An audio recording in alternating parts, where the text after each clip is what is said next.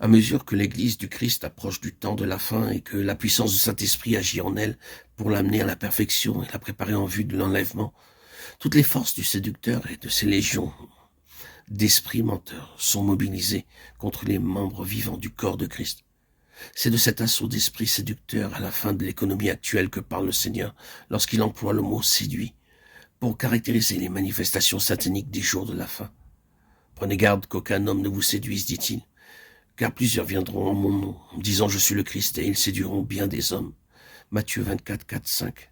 Et plusieurs faux prophètes surgiront qui séduiront un grand nombre de gens. Matthieu 24, 11. Car il surgira de faux Christ et de faux prophètes faisant de grands signes et prodiges afin de séduire si possible même les élus. Matthieu 24, 24. De toutes ces citations, il ressort que la séduction annoncée est du domaine spirituel.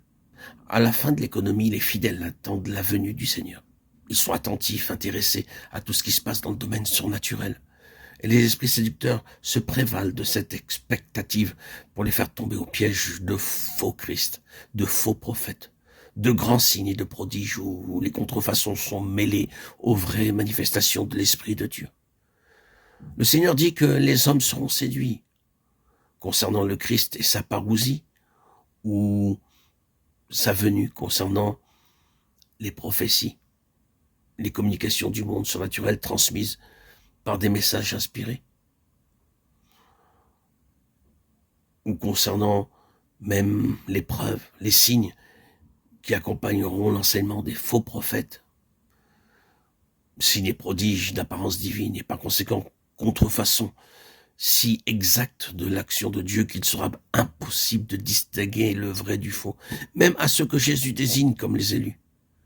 Ceux-ci devront alors avoir pour se prononcer entre l'un et l'autre quelques critériums autres que les apparences.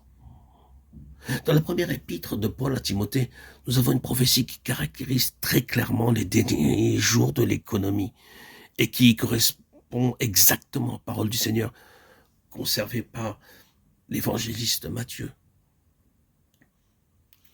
Les deux lettres de Paul à Timothée sont les deux dernières épîtres qu'écrivit l'apôtre avant de partir pour être avec Christ.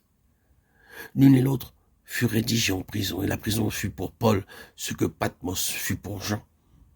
Exilé, l'apôtre Jean, ravi en esprit, reçoit la révélation des choses à venir. Apocalypse 1, 10. L'apôtre Paul, lui, donne ses dernières instructions pour l'Église de Christ. Règles de conduite pour tous les temps, qui ne s'adressent pas seulement à Timothée, mais à tous les serviteurs de Dieu ayant affaire avec sa maison. Et tandis qu'il est ainsi occupé, son regard exercé et pénétrant de voyance s'arrête sur les derniers temps. Et par le commandement express de l'Esprit de Dieu, il annonce en quelques phrases concises le danger qui menacera l'Église d'alors. Ainsi, autrefois, les prophètes de l'Ancienne Alliance transmettaient à Israël le message divin, prophétie d'une portée souvent incalculable, qui n'était parfaitement comprise qu'au moment de son accomplissement. L'apôtre écrit ceci: l'Esprit dit expressément que dans les derniers temps, quelques-uns abandonneront la foi pour s'attacher à des esprits séducteurs et à des doctrines de démons, par le moyen d'hypocrites menteurs qui portent sur leur conscience même la marque de la flétrissure. 1 Timothée 3, 1, 2.